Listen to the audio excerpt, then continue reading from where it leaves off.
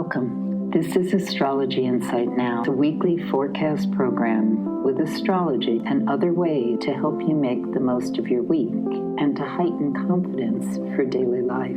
It's run by Pamela Cuccinell, that's me, the astrologer, and I invite you to find out more about my work at insightoasis.com. I look forward to your joining us every week. Please share with your friends, and here we go. This is the week wedged between the two eclipses of March, and it's the week also that we bring in the spring equinox. So, to talk about how to best utilize the time this week, starting with Monday the 17th, which some recognize as St. Patrick's Day, what we've got is the moon in Scorpio, and that enters at 3:30 a.m. Eastern Time. And as of that point in time, the next couple of days are actually very rich for really sinking in to more spiritual understanding of where we're at. A lot of the conversations I have recently are about how radically everything's changing, everything seems upside down, people don't know quite where to land or what to strike out to do.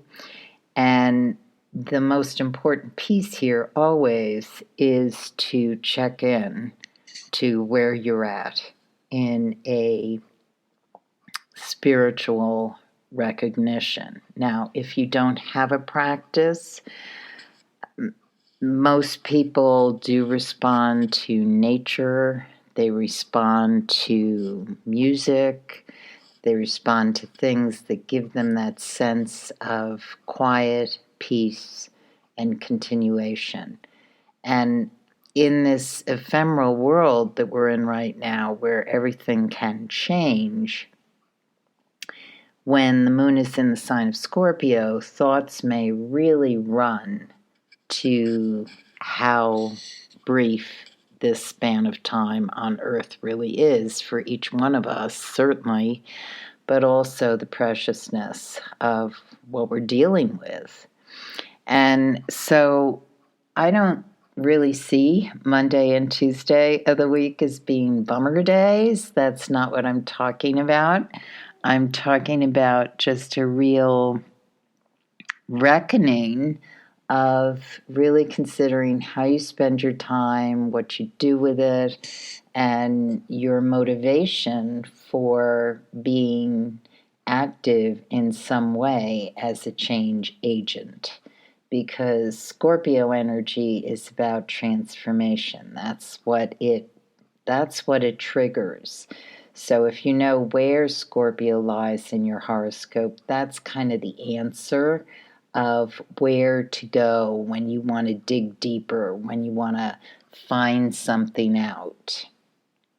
And the piece that needs to be reckoned with right now is, how do I do something that makes me feel in some way vital, as though I'm alive in this present point in time, because everything can feel as though it's moving underneath your feet. So what do we do? What does each of us do to feel that sense of connectivity, and as though there actually can be a turn of the wheel? And there can, because we're approaching the spring equinox, and that gives us the kickoff of the zodiacal wheel.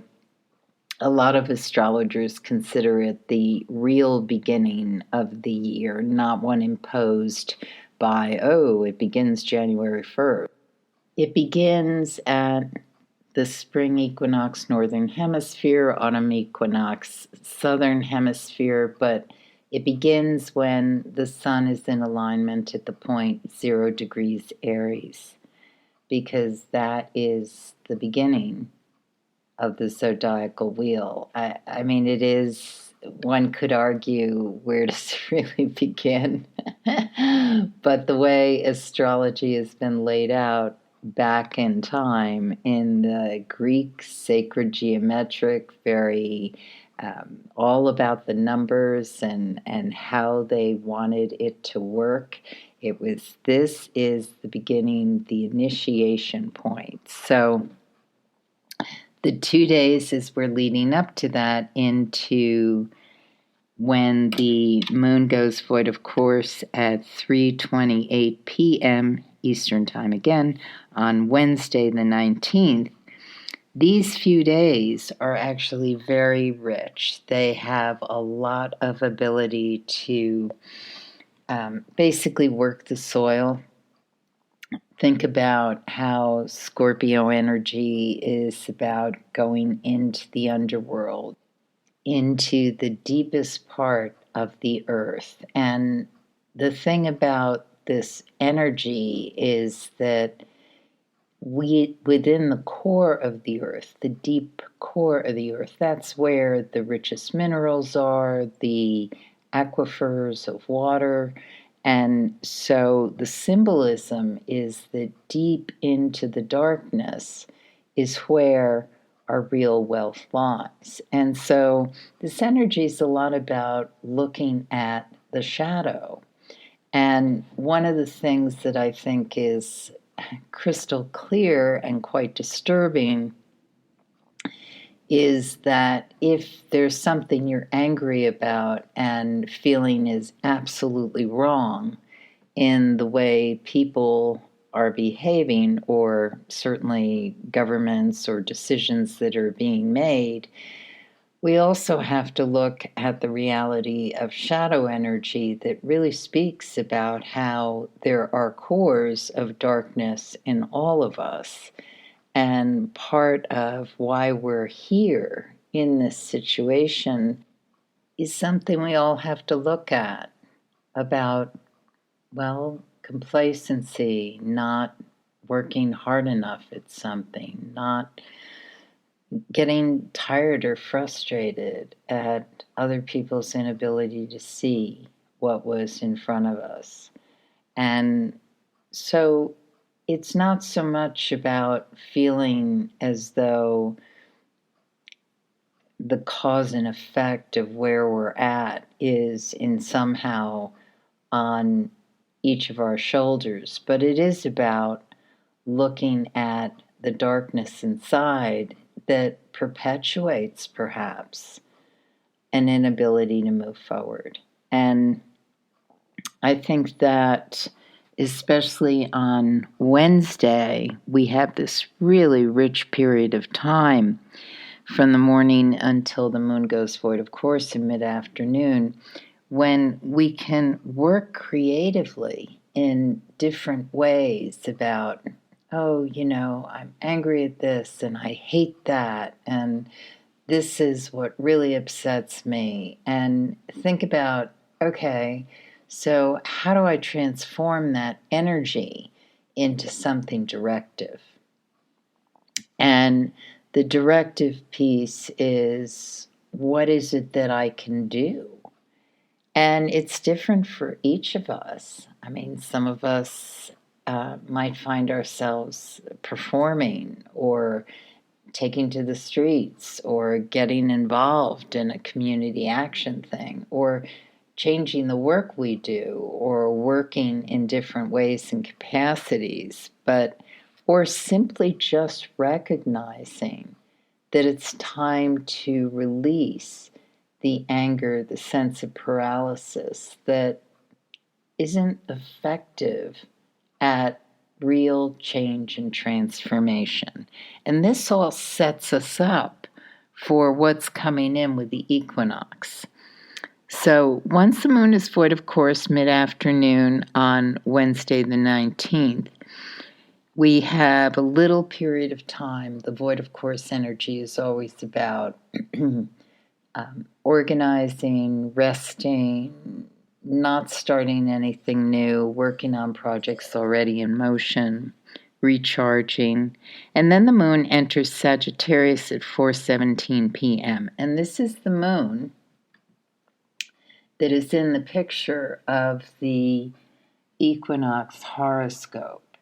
And it's so interesting because this particular equinox horoscope, of course, they're different every year because the planets are always moving, and the time of day that the sun enters Aries is not consistent necessarily.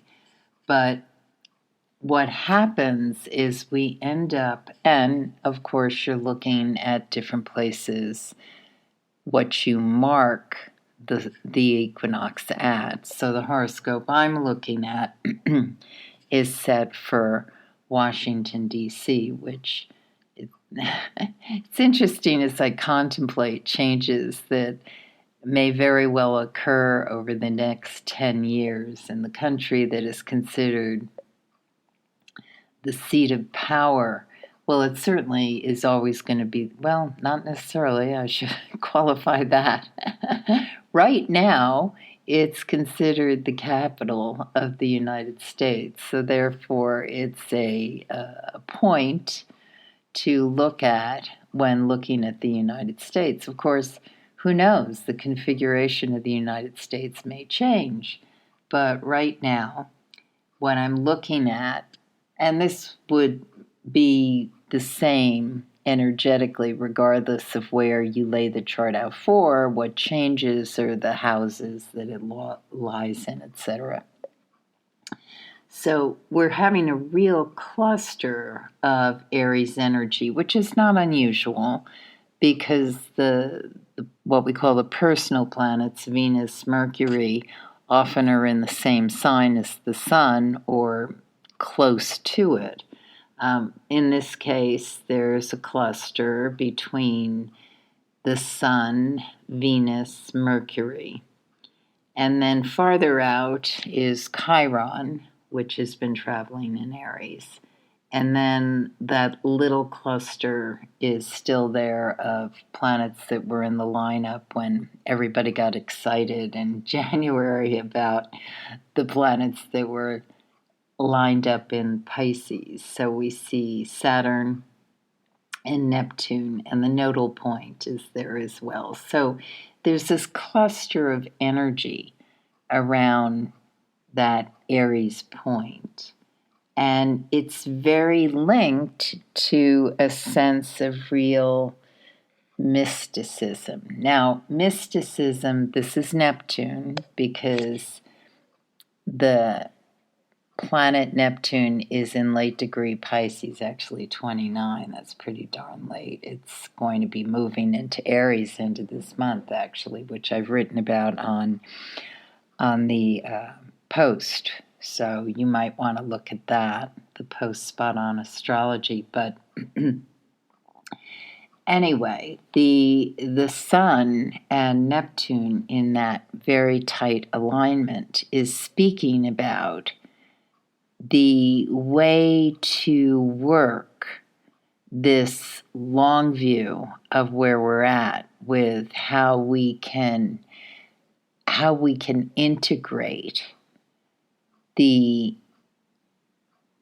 power of what's in front of us at this point in time. And how we integrate it is with this sense of how do I take action for what I believe is my spiritual mandate. And when I say that, I mean, not everybody feels they're a spiritual person.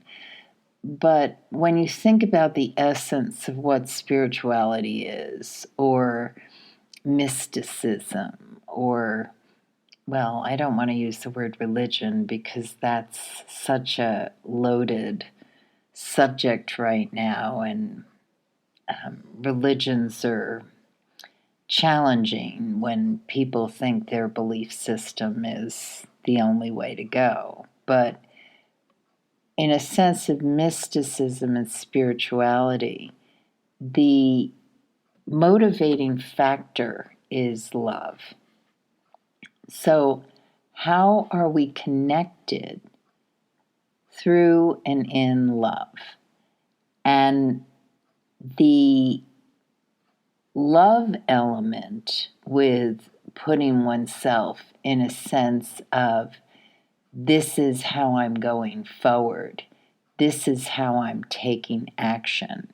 This is where I'm putting my heartfelt desire, is to create ways that people are in a sense of communication and therefore a sense of connection.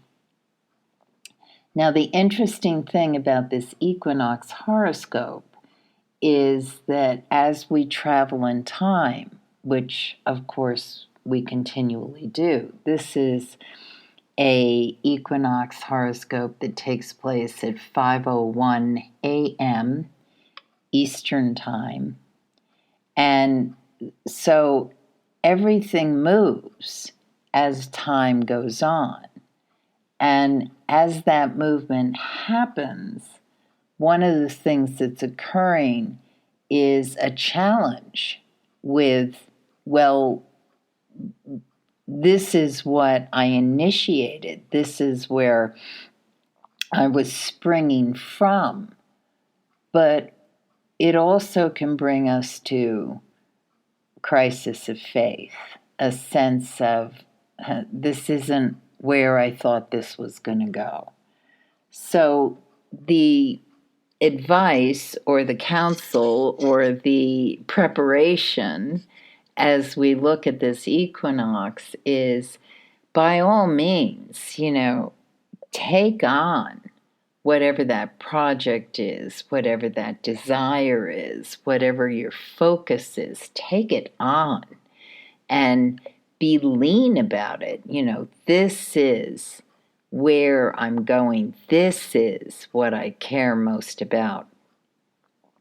But also anticipate that at some point in time, that is not going to feel as certain as it does when you start off. And here's a way this could work. And as I'm looking at it, and I've had this happen to me more than one time in my life, but I am absolutely focused and sure about certain things that I know to be true. And I feel this throughout my absolute core.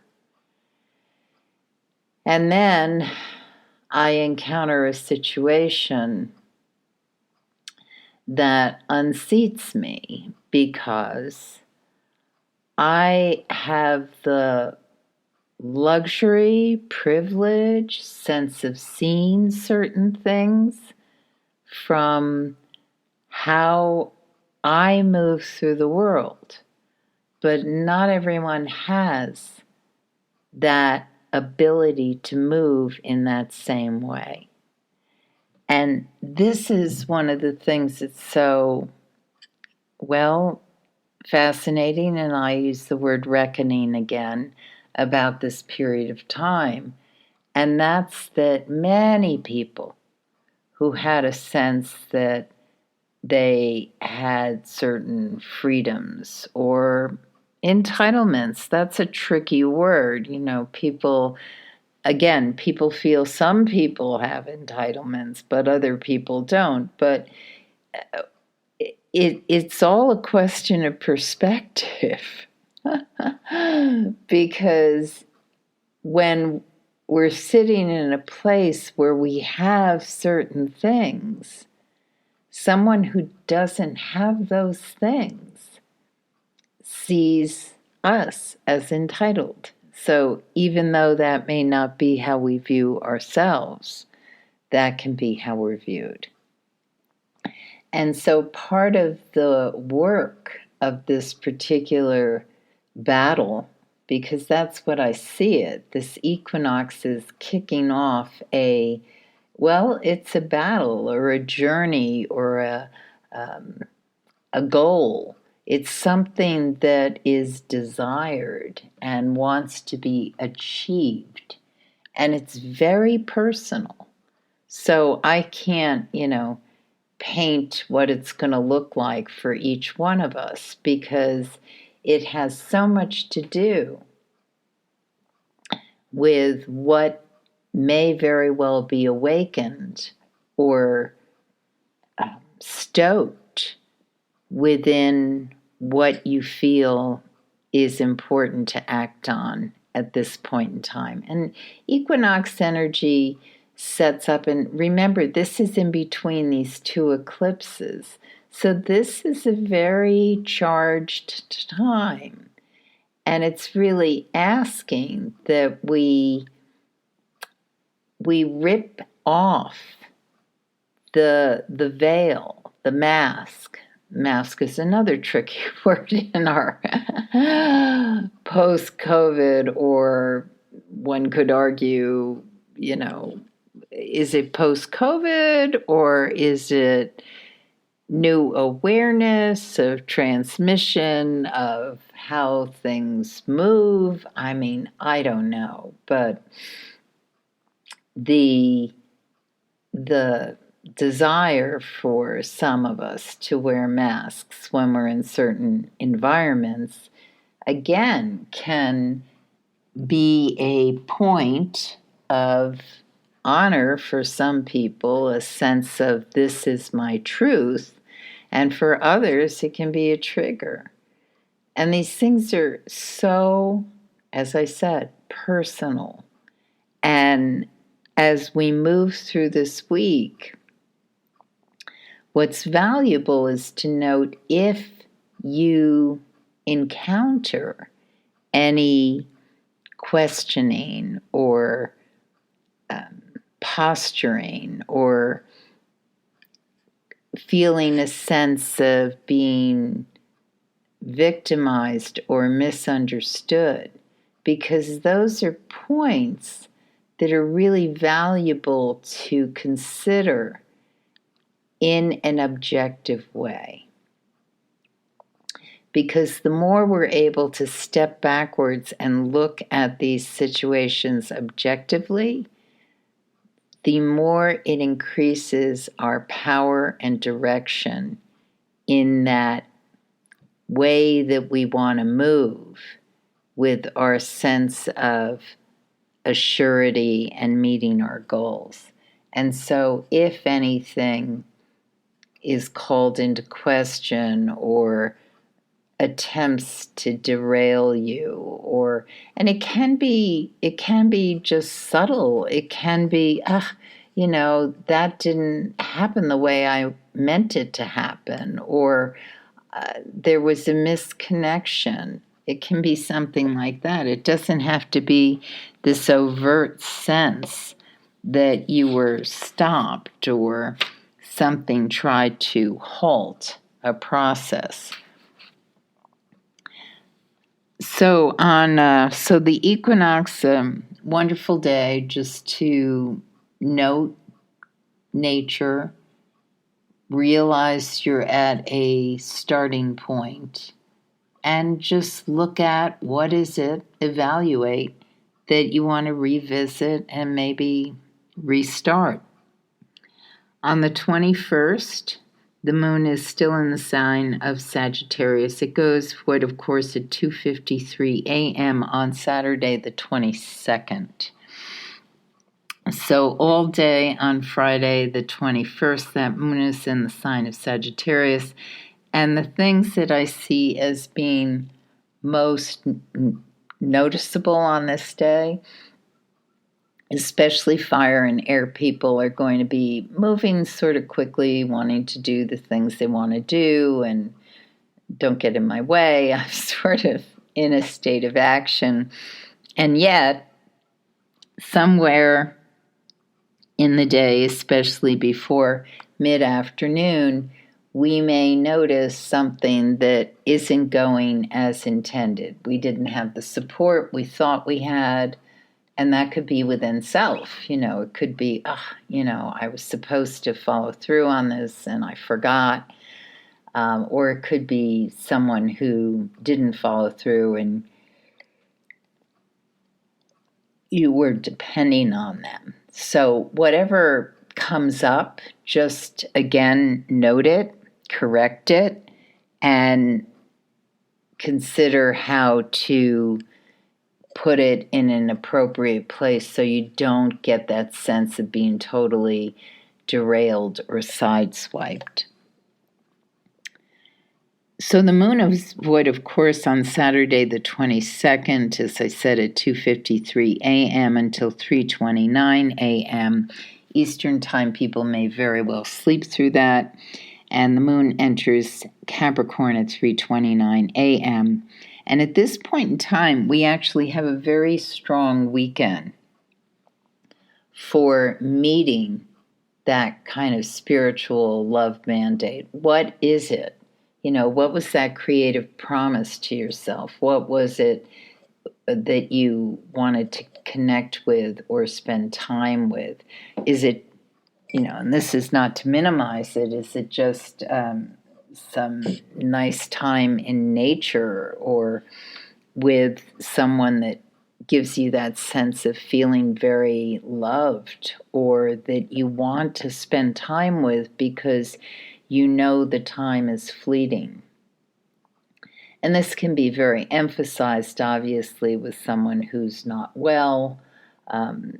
This can be a weekend where we just really mark as I said earlier, the preciousness of life and how we want to focus on just meeting someone where they're at, even if it isn't an easy place to be. So the early part of the day on Saturday does look as though there can be just a little tension on obligations or doing things that we feel we need to do, responsibility tasks, making sure that we're able to meet them, follow through, do the commitments, especially if someone is dropping the ball. After we get through mid-afternoon, then we're in this really nice period through the end of the day that really speaks a lot about just feeling that sense of vitality, just really being present in your day and evening. So do things that give you that sense of really, honestly, wonder. A sense of, I'm approaching this as though it's the first time. And you can study it and see how is it that I consider, let's say, an example, cooking. How can I consider that just a routine task and something that I'd rather not do, or that I'm not feeling a sense of the order or function to it, and concentrate on it more in a way that feels methodical, so that it has almost a meditative quality to it. And this can enhance whatever experience you're having on this afternoon and evening, this sense of, I am in this space, I'm really being present in this space, and I'm enjoying the fact that my body can go through certain motions of functionality that are something to be absolutely grateful for. And then on Sunday the 23rd, there's actually, this is funny to say with the moon in Capricorn, because not everybody feels this about Capricorn energy, but I see there's actually more lightness in this day.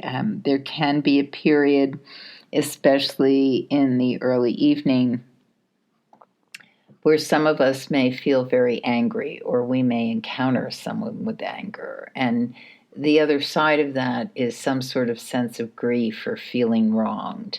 So it's a really good time to listen. If it's coming from you, listen. Where is that coming from? Recognize what is driving that temporary emotion, because it will be temporary. And then you can get into this point of greater lightness and understanding with whatever it was. It can be a very rich time. You have been listening to Astrology Insight Now. Please share with your friends, and if you'd like to make a donation, you can do so at astrologyinsightnow.com. Have a stellar week, and we hope to see you next time.